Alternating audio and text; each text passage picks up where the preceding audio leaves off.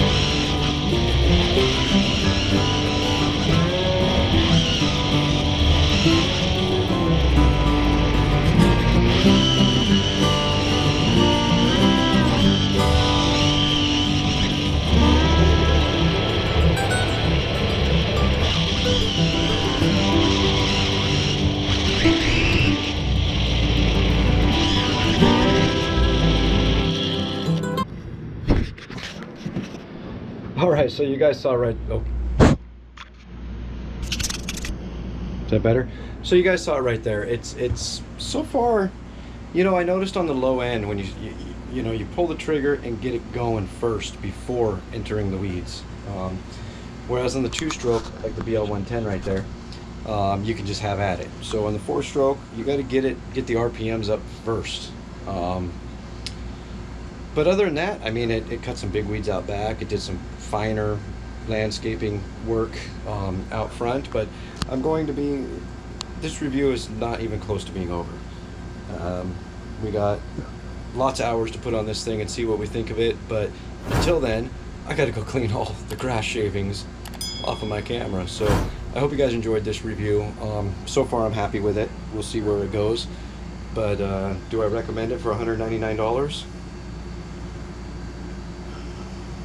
I'm up in the air right now, to be honest with you. The BL110 is half that price, and I'm up in the air right now. So we'll see in the coming days, weeks, months, or whatever, if my opinion changes on it. But until then, I appreciate you guys watching. I hope you subscribe, and we'll see you next time.